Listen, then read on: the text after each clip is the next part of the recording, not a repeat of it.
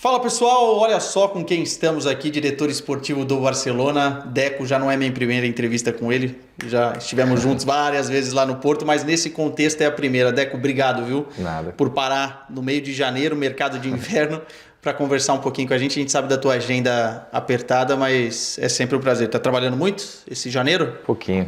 A gente tem sempre coisa para fazer aqui, né? Até porque tem também o time B, também tem alguns movimentos aí que tá acontecendo, então O não que, para. que te dá mais trabalho? Renovar contrato ou contratar? Cara, na verdade é a mesma coisa. Acho que contratar exige mais, acho que mais trabalho, porque tem mais responsabilidade, né? A renovação também, porque é parte de uma estratégia que às vezes você entende, mas eu acho que quando você renova a relação com o jogador e com os próprios agentes já são mais próximos, então já tem ali uma relação mais fluida. Às vezes nem sempre é fácil, às vezes a gente não consegue, mas na maioria das vezes a gente tem tido sucesso. Te perguntar um pouquinho do seu contexto aqui, porque, cara, você chegou no meio de um furacão, né? O clube em recuperação financeira e tal, você como diretor esportivo com muitas dificuldades para contratar, o Barcelona tem tido isso. Mas me parece que de todos os problemas vocês estão cada vez mais saindo, né, dessa situação. E se fala muito agora, com a regra 1-1, que o Barcelona vai ter condições de ser um pouco, entre aspas, mais agressivo no mercado a partir da próxima temporada. Queria que você me falasse sobre o contexto do clube em geral, porque a torcida do Barcelona, inclusive no Brasil, se preocupa com isso, né? Gostaria de ser mais agressiva também no mercado. Eu acho que primeiro são duas coisas diferentes. As pessoas confundem muito questão econômica com fair play. Exato. O clube realmente, quando a gestão entrou, tinha alguns problemas econômicos, né, vários. Principalmente uma salarial muito alta, mudança de geração. Então você, ao mesmo tempo, o clube encarou o desafio de entrar para um novo estádio, ou seja, quando você vai para um novo estádio a receita diminui. Sim. No mesmo tempo você tinha o desafio de baixar salários, mas os contratos não acabam do dia para a noite, você tem que esperar, negociar, buscar solução e fazer um time, ou seja, tudo ao mesmo tempo. Porque ser um time competitivo também não atrai gente, né? Um time que compita, que cria ilusão, que as pessoas, que os torcedores queiram vir ver os jogos. Eu acho que isso tudo foi tudo ao mesmo tempo. Eu acho que aqui foi uma combinação de decisões boas, ou seja, houve decisões econômicas no clube. Eram os anos mais difíceis, porque você sair de um estádio de 97 mil, 95 mil, que era o Camp Nou, ir para o estádio 47, onde sabe que a maioria dos teus torcedores não vão para lá, porque é mais complicado, o acesso é menor, então você já perde receita, você perde uma série de coisas, e é o que eu falei, e o desafio de fazer um time.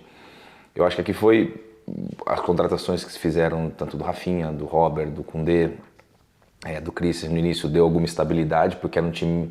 O Barcelona estava numa época onde tinha jogadores acima dos 30, a maioria, ou jogadores muito novos abaixo dos 20, ou seja, tinha ali uma diferença muito grande.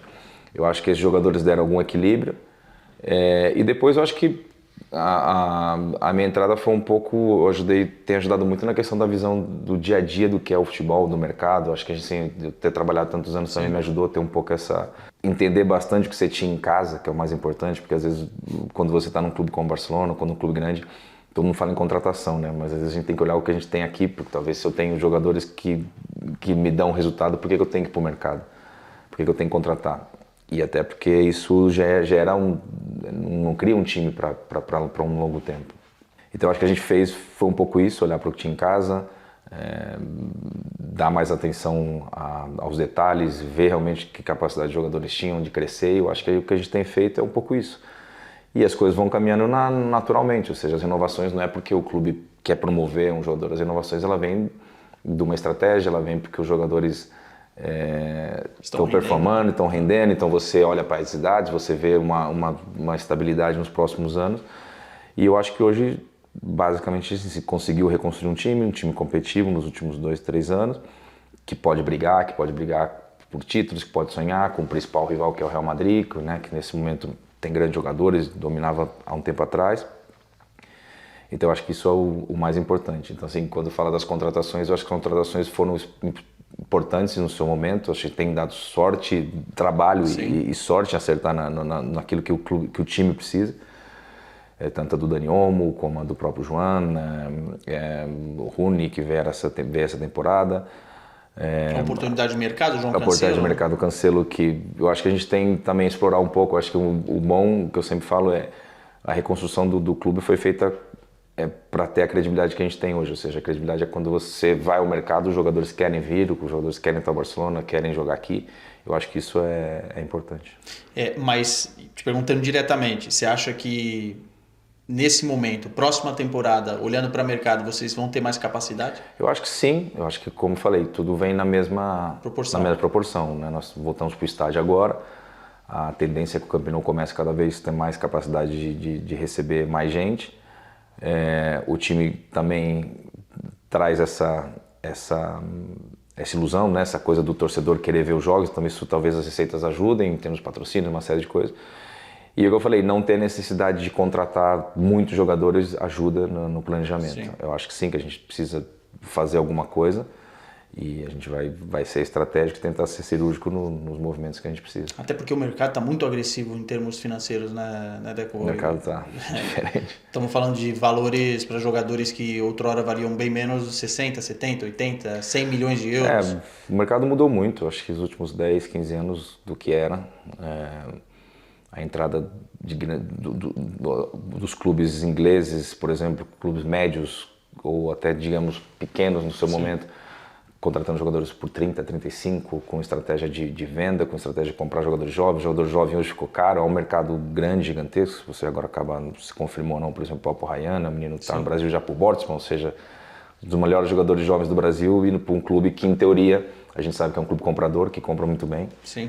Que é um clube que tem estratégia de comprar jovens com talento e depois revendê-los, mas isso não existia há um tempo atrás. Então, faz com que o preço dos jogadores subam, que a capacidade competitiva diminua. O que nós, como eu falei, eu acho que a gente podemos ir para o mercado, mas com a nossa estratégia é diferente, um Bortsman da vida, ou seja, por exemplo, cada clube tem a sua estratégia. Aqui nós precisamos ganhar, tentar que o time jogue bem, dar espetáculo, e as pessoas assim consomem, o clube gira em função disso.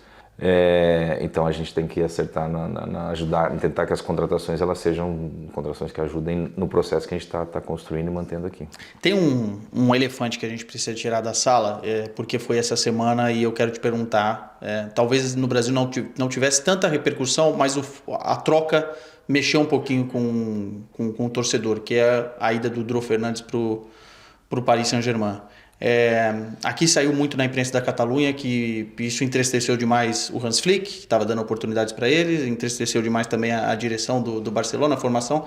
Eu queria saber o tom que vocês... Nada te surpreende no futebol mais, né? Tanto tempo que você está. Mas como é que foi isso para você e para o clube, assim? Assim, eu sempre falo que existem várias formas de interpretar a mesma situação, né? Ou seja, por exemplo, o Dro era um menino que fez 16 em janeiro de 24. Em janeiro de 24 ele só assinou o primeiro contrato em março. Sim. Isso vem muito o pessoal da base que é responsável pelo primeiro contrato, o jogador. O histórico dele nesse período trocou de agente acho que umas 2 ou 3 vezes. Mas mesmo assim a gente não importa com isso, a gente não olha se o jogador, quem é o agente, quem deixa de ser, a gente se importa com a qualidade, o perfil do jogador e tal. A gente, quando ele, no início da época passada, da temporada passada, ele tinha jogado muito pouco no juvenis, tinha jogado muito pouco nem na equipe B. Vários jogadores sobem aqui para treinar, para completar treino, e num dos treinos o Flick gostou dele e achou que era um jogador que tinha talento, apesar de uma posição que a gente tinha bastante jogadores, um jogador que ele correu, pegou carinho e que acha que a gente queria crescer, como tem outros no clube com talento. No caso do Dro, a gente não tinha muito o que fazer, porque ele tinha um contrato, uma cláusula de 6 milhões, como tem a maioria dos jogadores quando assinam o primeiro contrato. A única coisa que a gente podia fazer é explicar para ele a ideia, o projeto do clube e a vontade de que ele crescesse aqui no contexto em que ele podia crescer. Da parte do treinador, ajudou, apoiou, pôs a treinar, fez a pré-temporada com a gente. Então a decepção veio um pouco por isso. Eu acho que com todo respeito ao PSG, porque é um grande clube, um clube espetacular, e tem amigos no PSG, tanto o próprio Luiz, o Luiz Campos, que é um grande amigo.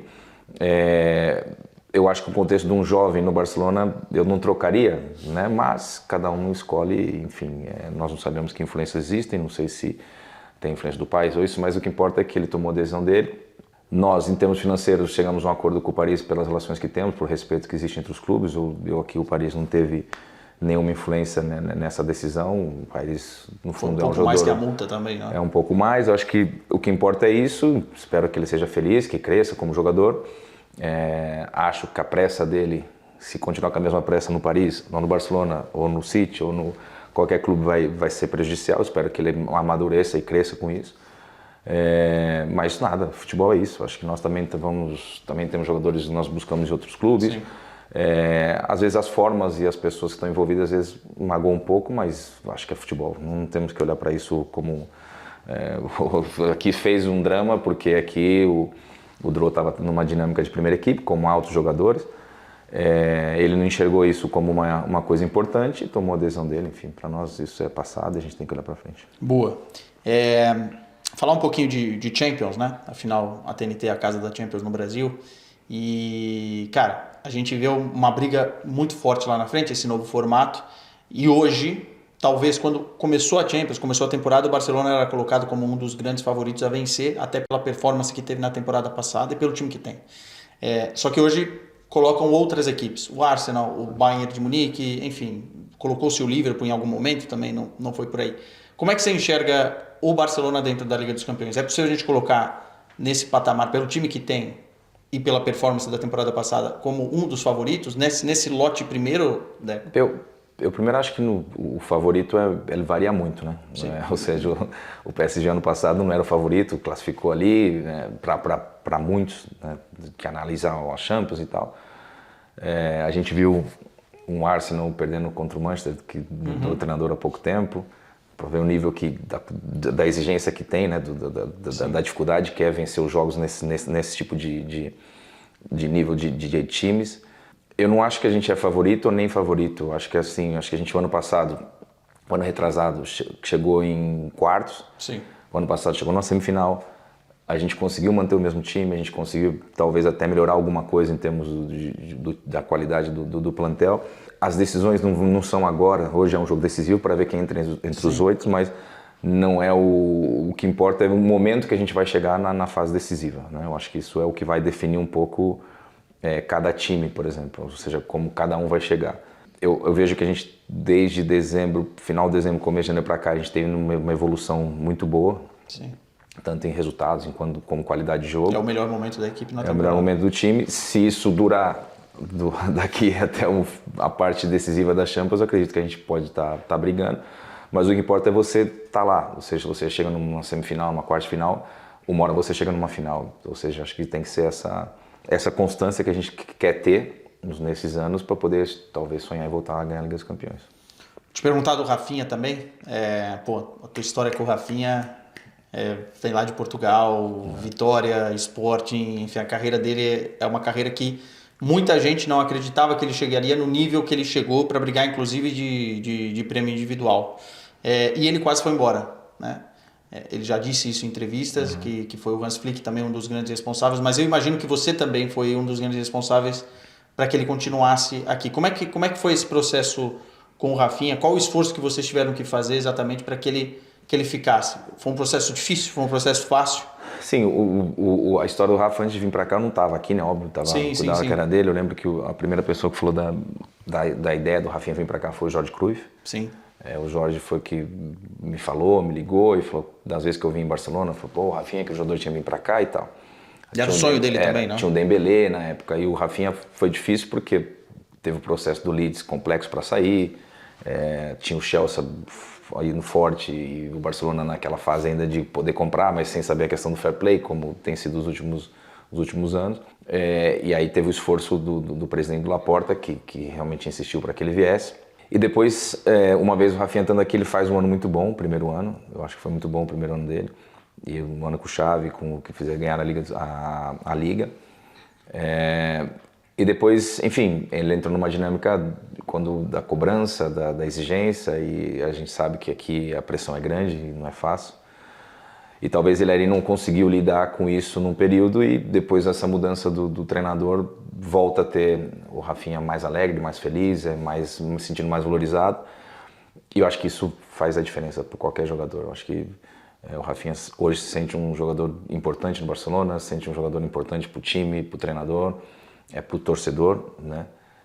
Eu sempre falo que teve talvez as injustiças, às vezes, dos prêmios individuais, que a gente sempre sabe, nem sempre são corretos, porque há vários tipos de análise diferentes.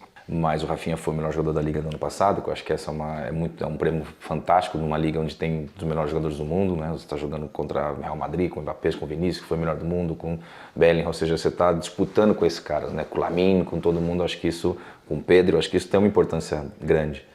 Óbvio que o resto você não controla, mas eu acho que o mais importante para o Rafinha foi se conquistar a torcida, ou seja, você se aplaudir no Camp Nou não é para todo mundo. Eu acho que isso é algo que há poucos jogadores conseguiram isso. Então eu fico feliz por ele, porque acho que ele lutou muito, acho que ele trabalhou. E para nós é um jogador fundamental, um jogador que contagia, que além de marcar gols, além de estar num momento importante, contagia o time, é um dos líderes do time. Então acho que é um jogador nesse momento chave para nós. Te surpreendeu, de certa forma, o Rafinha do Vitória chegar nesse nível? Não, porque ele no Vitória, eu acho que o Rafinha nunca teve tempo. Assim, o Rafinha, a carreira dele foi assim, ele estava no Vitória, foi vendido rápido. O Vitória é um time médio, muito bom para crescer em Portugal, um dos grandes times de Portugal histórico. Chega no esporte, o esporte, quando ele estava virando um jogador importante no esporte, o esporte tem que vender. E não foi, porque o normal era ele ficar mais um ano no esporte ou dois e vender para um grande clube direto do esporte.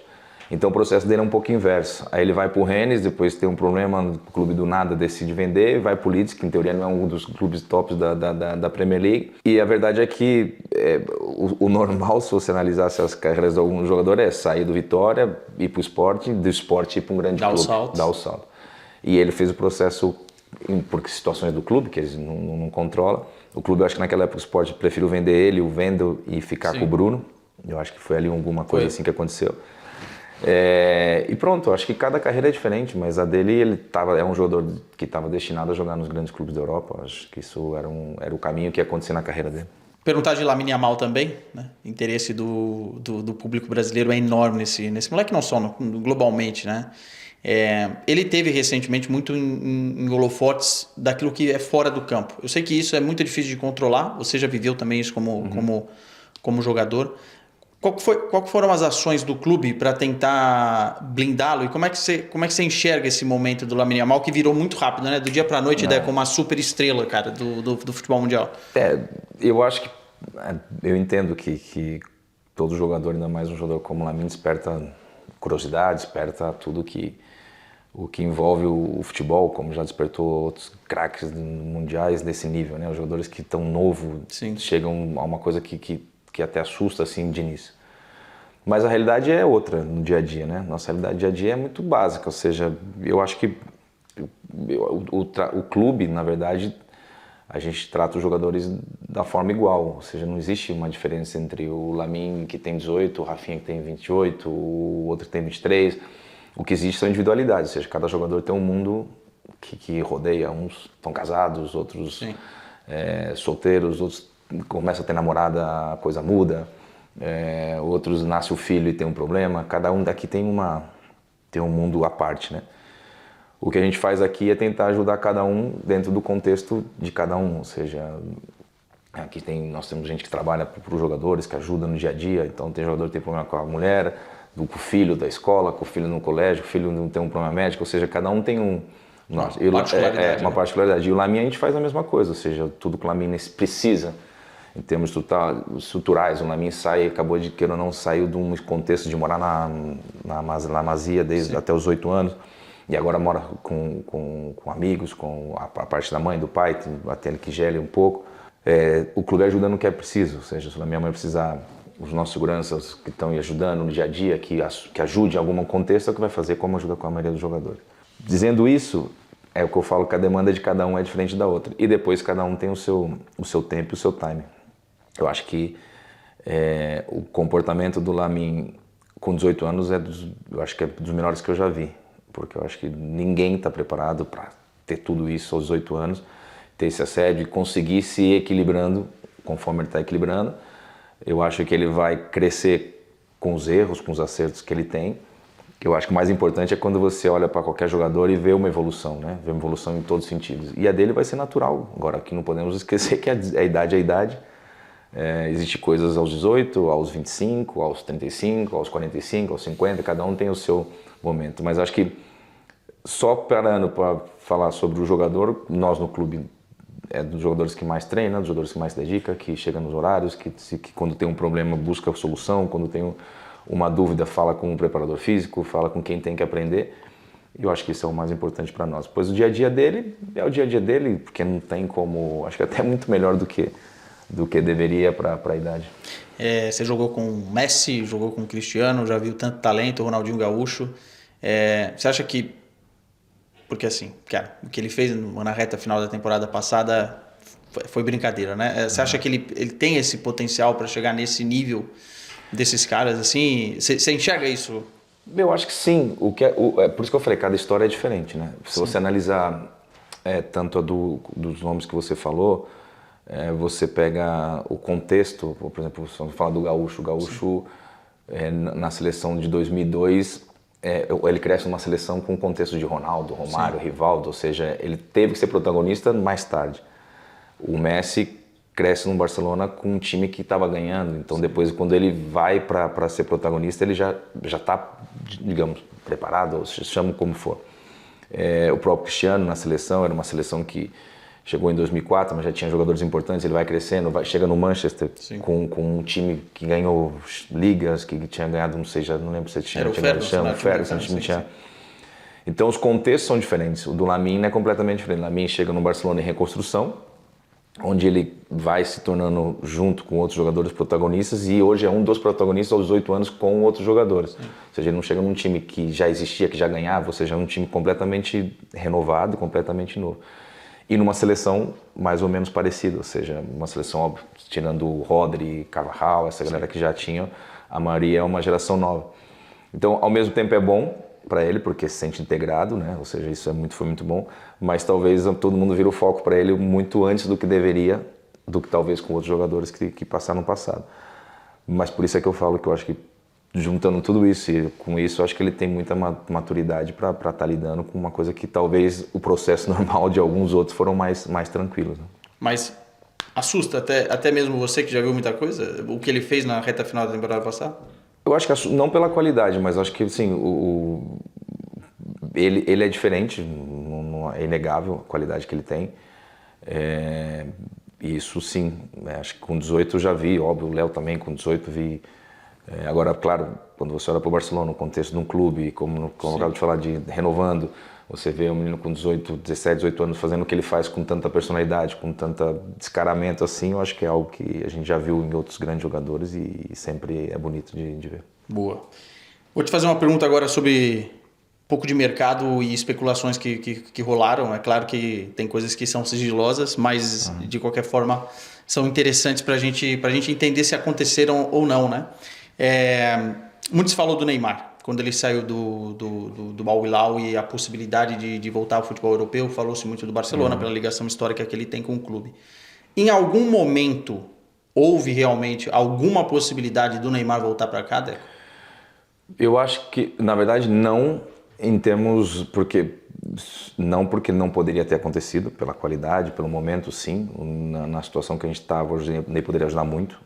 Mas eu acho que a questão era complexa até em termos financeiros, em termos fair play. Eu acho que não chegou nem a acontecer muito mais uma discussão, porque eu acho que quando é a mesma coisa discutir um assunto que você sabe que não vai poder resolver. Então, vocês pensaram, mas não avançaram. Pensar e depois não poder fazer, eu acho que é melhor não pensar muito. Então a verdade é que não chegamos nunca ao ponto de tomar uma decisão sim ou não. Ou seja, falou, a gente sabia, até por exemplo o próprio Pini, que leva as coisas dele aqui, que podia ter esse interesse, mas a coisa nunca chegou a caminhar mesmo, porque no final a gente acabaria vendo que era difícil. Mais pela questão financeira do que propriamente pela questão... Talvez financeira, não é financeira, é fair play, né? Não, fair play, as inscrições é uma coisa, não é que não teríamos dinheiro para pagar, ou a questão não era nem por aí, era mais a questão realmente de poder escrever. Senão ele teria vindo, pode ser? Podia ser? Não sabemos, poderia ser sim. Tá. Você acha que ele vai para a Copa? Espero. Espero que esteja bem. Com ele, o Brasil tem mais chances. Eu nem acho que eu acho que todo jogador, eu sempre costumo dizer que quanto mais qualidade tiver, a chance aumenta. Ou seja, e o Neymar é inegável a qualidade que tem. É uma questão física, como acho que tem falado muito no Brasil, o próprio treinador falou, o Ancelotti. Sim. Espero que ele consiga, espero que ele se recupere e que consiga ajudar, porque é um jogador diferencial. Um ataque com Neymar, Vini, Rafinha, Não, acho que ficaria Matheus, ficaria bom, né? Ficaria bom. Vitor Roque, cara, e essa pergunta é muito... Eu vi o Vitor Roque, vim aqui no primeiro treino aberto dele em Barcelona. Você acha que o Vitor Roque era o jogador certo na hora errada? Talvez. Eu acho que eu falo uma coisa que é a minha ideia um pouco do que eu acredito na gestão, que é assim, você não pode errar ou as coisas não podem dar certo pelo jogador, pelo momento ou por uma série de coisas, mas não no conceito. Ou seja, o conceito nosso daquilo que a gente buscava era e as coisas estão mais ou menos indo por esse caminho. Ou seja, nós tínhamos um dos melhores atacantes da história dos últimos anos, que chama-se Lewandowski, que vai caminhando para a fase final, tanto no clube, e se fica mais um ano ou não é essa a discussão, mas ou seja, a fase final. Então a ideia era tentar antecipar um pouco o futuro com algum jogador jovem, com talento e que pudesse ser um jogador que é um jogador como o Vitor, que mexia entre as linhas, atrás dos centrais, rápido, finalização, era um pouco, essa sempre foi a ideia. Então esse é o conceito, ou seja, o conceito estava correto. O que acontece talvez o timing e as decisões e o momento do time foram precipitadas, mas isso também a gente nunca sabe, é fácil falar, analisar, depois tudo acontece. O Vitor era para ter vindo no verão, aí houve uma lesão do Gavi que a gente não esperava, ali não conseguimos ter nenhum jogador disponível naquela posição que desse garantias. Então a ideia junto com o treinador na época, com o Xavi, foi um pouco antecipar a vinda do Vitor, para que ele até se adaptasse, então acho que até aí não estava errado. Depois acho que, não sei por que razão, que aí é a própria pressão do dia a dia, o fato dele não jogar, ter jogado no início, depois ter não jogado.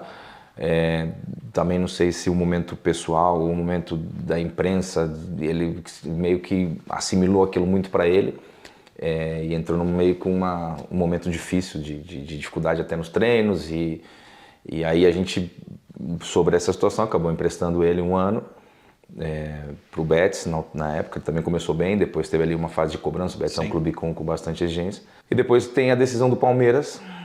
O que a gente fez foi aceitar a venda, né, dele, porque eu achava que no Palmeiras a chance dele se recuperar era grande, até porque o contexto do Palmeiras é favorável para ele, é favorável, um time competitivo, ganhando, com um treinador importante, treinador com crédito no Brasil. Então a gente tomou essa decisão. Se perguntar para mim, foi correta, se a decisão de comprar ele foi correta, eu continuo falando que sim. E por várias razões elas não aconteceram e as coisas não funcionaram, mas eu sempre soube e fico feliz que ele tenha recuperado o melhor futebol dele, tenha sido um jogador importante do Palmeiras. E eu acho que no final, vir tão jovem para cá, tem esses problemas, né? Ou seja, nós estamos vendo o caso do próprio Endrick. A gente não pode esquecer, quando o mundo fala, mas o Neymar veio, também teve dificuldade. Sim, o Neymar veio sendo um dos melhores jogadores do mundo já naquela época, tendo ganhado o Brasileiro, tendo ganhado o Libertadores. Ainda teve um período de adaptação. Ainda teve um período de adaptação, ou seja, isso é só para demonstrar o tamanho da dificuldade que existe para jogar num clube como o Barcelona, num clube com exigência e do Real Madrid, óbvio, e dos grandes clubes. Então, assim, é uma coisa para se pensar. A gente, como clube, também tem que analisar, às vezes, as coisas que se faz bem ou mal. Mas eu não acho que foi um erro, acho que foi um acerto, tanto que está provando que o jogador que como o próprio Endrick agora também está indo cedido e tal. Talvez o processo, o momento são diferentes e as coisas não ajudam. Você falou do Endrick, né? Surpreende alguém? O Endrick está tão bem assim, Deco? Você, óbvio que... Não, o que eu falo que é tipo, o que surpreende, aqui o que demonstra é a dificuldade que de se adaptar, de chegar num clube desse nível e se impor. Às vezes o contexto é favorável e às vezes não. Ou às vezes você vem numa época que o time está ganhando tudo e você passa meio desapercebido, ninguém está olhando muito para você e a coisa vai indo e você não faz aquele processo sem que ninguém se dê conta. E às vezes não, às vezes você já entra no olho do furacão, ou seja, já tem que também decidir, tem que ser importante, tem que ser decisivo. Tem Copa aí, tem que jogar. Ou seja, tem várias coisas. Agora a qualidade do jogador está lá, ou seja, não surpreende que o Endrick é um grande jogador, como o Vitor, então assim, são jogadores que têm um futuro pela frente brilhante, só que talvez o momento tão cedo que gera também um pouco essa expectativa. O Vitor Roque, você acha que tem condição de voltar para a Europa? Eu acho que sim. Eu acho que sim. Porque é difícil bater e voltar, né? Não, eu acho que isso já passou, já ultrapassado já. Não, Isso era um pouco antigamente, porque também só existia 4 ou 5 clubes para vir para a Europa, ou seja, se eu falhasse em um, voltava para o outro. Sim. Hoje não, hoje tem muitos clubes e tem muitas soluções. Perguntar do Estevão, já estamos encaminhando para o final aqui. O André Curi deu várias entrevistas falando que teve sentado reunido contigo várias vezes em relação ao Estevão. Por que o Estevão não está no Barcelona hoje? Porque eu sei que você gosta muito do futebol dele, né? Eu gosto dele, sim. Por que não rolou, Deco? Não rolou por várias coisas. Primeiro, numa fase de reconstrução que a gente está, o Estevão é um grandíssimo jogador, só que a gente tinha um jogador para a mesma posição, mesma característica, chama Lamine Yamal. Então, óbvio, mas os jogadores podem jogar juntos? Sempre pode, os grandes jogadores sempre se adaptam. O problema aqui é que as nossas prioridades não eram um jogador para essa posição, ou seja, se você tem dinheiro para gastar e você vai gastar num jogador com as mesmas características, eu acho que o erro E aí depois a gente não pode reclamar que depois falta jogadores para outras posições. Eu acho que é uma questão de tempo, de momento do Barcelona. O Barcelona precisava tomar outras decisões e não era essa. Talvez se o Estevão fosse um jogador pé direito do outro lado, talvez a solução estava aí, mas não é o caso. É um jogador muito idêntico ao Lamine, com características diferentes, tanto os 2 grandes jogadores, mas não era o nosso momento de tomar uma decisão daquele tipo na época. E não tem a ver com a qualidade, não tem a ver com... Mas era um momento do clube que não era essa posição que a gente tinha que virar aquilo que a gente podia fazer. Então não era... Foi só por isso. Foi só por isso. Sim. E depois do jogo contra o Chelsea, você ficou um pouco chateado, né? Falou, esse jogo... Não, esse jogo foi diferente. A gente chegou sem muitos jogadores importantes. Eu acho que o Rafa, o Chelsea, nesse jogo, um time muito agressivo, muito físico, muito forte. E, claro, o Estevão teve 3, 4 jogadas perto da área e aí a qualidade dele faz a diferença. Comprovou a tua tese. Estava certo, né? Enfim, mas são momentos. Rayan, do Vasco, você falou, foi pro Bournemouth, chegou você a pensar também, né, Deco? Assim, não, acho que não é nem pensar. O problema é que eu falei que uma coisa boa para os clubes brasileiros, e as pessoas ainda entendem um pouco do porquê o mercado, antes do Brexit, os clubes ingleses não compravam no Brasil. Né? Então isso mudou bastante o conceito. Há 10, 15 anos atrás não tinha tantos clubes com capacidade de compra, como nós estamos falando agora. Sim. Isso é bom para o mercado brasileiro, isso é bom para os clubes em termos de venda de jogadores. Antecipa, às vezes, muito rápido a vinda dos jogadores jovens, né? É óbvio que eu entendo, se estivesse no Vasco, 35 milhões, como você vai falar, não. É difícil, até pelo Vasco estar com um grande trabalho do Pedrinho ali, de uma reformulação do Vasco, da gestão do Pedrinho, então tentando pôr o clube em ordem, então é normal que você tenha que vender, e venderam bem, na minha opinião, fizeram uma grande venda. Mas é isso que eu estou falando, ou seja, o Rayan também, um outro Vitor Roque, jovem, com talento, e a gente talvez não é o momento de estar demandando essa quantidade, porque o jogador brasileiro, o jogador sul-americano está ficando bastante caro em função dessa questão dos clubes ingleses. Boa, e para a gente fechar essa parte, e já encaminhando mesmo para o final, você falou da força dos clubes ingleses financeiras, né? Mas a gente está vendo um movimento acontecer essa semana muito importante, do Paquetá indo pro Flamengo, né? Pode acontecer a qualquer momento, por um valor na casa dos 40, 45 milhões de euros. O Deco, gestor, e que já está nesse meio há tanto tempo, como é que o futebol europeu está vendo esse movimento, ou vai ver esse movimento, especialmente de um clube brasileiro com uma força gigantesca a nível financeiro? Feliz, eu acho que é bom isso. Acho que a capacidade demonstra organização, demonstra a capacidade de gestão. O Flamengo é um dos clubes que os últimos anos tem gerido bem o clube, tem feito as coisas da forma que tem que fazer. E quando é assim, as coisas acabam por acontecer. O Flamengo é um time que está estável, está conseguindo ganhar títulos, brigar por títulos, ser campeão e conseguir manter o nível de jogadores. Acho que é importante ver isso. Acho que eu particularmente vejo com bons olhos. O próprio Palmeiras vim buscar um Vitor Roque no Barcelona. Eu acho que isso é bom. Eu acho que essa capacidade que os clubes brasileiros estão demonstrando não todos, esperamos que a maioria cada vez seja mais competitiva e que consiga se organizar, consiga ter uma gestão boa, consiga se reestruturar. E nada, eu fico feliz. Mas surpreende o pessoal daqui? Acho que não, eu não sei se... Para mim não surpreende porque eu acompanho mais. Claro, talvez para quem não conhece muito o futebol brasileiro, eu acho que surpreende um pouco. Mas é só olhar os números. O Flamengo é dos clubes que faturam mais, o próprio Palmeiras também. Os clubes brasileiros são clubes com um faturamento incrível. Se ser bem organizados, bem geridos, tem capacidade de fazer o que está fazendo o Flamengo. A última que eu te faço, Copa do Mundo. Queria saber o top 3 de favoritos aí pro Deco. Pode usar o coração também, lusitano. Não, acho que Portugal vai ser. Pelo time que tem, é impossível Portugal não estar entre os favoritos. Eu acredito que Espanha, pela qualidade do time que tem, eu acho que não diria 3 é muito pouco. Acho que aumenta aí. O Brasil não entraria nos 3 por históricos recentes, mas eu acho que o time que o Ancelotti está construindo e de repente se o time encaixar, tem jogadores num nível muito alto. E não pode esquecer Argentina e França, né? Acho que são 2 seleções muito fortes. Deu uma aumentada, mas ficou bom o top 5 aí. Deco, obrigado, hein? Tá aí. Palavras, portanto, de Deco, diretor esportivo do Barcelona, com exclusividade para a TNT Esportes Brasil.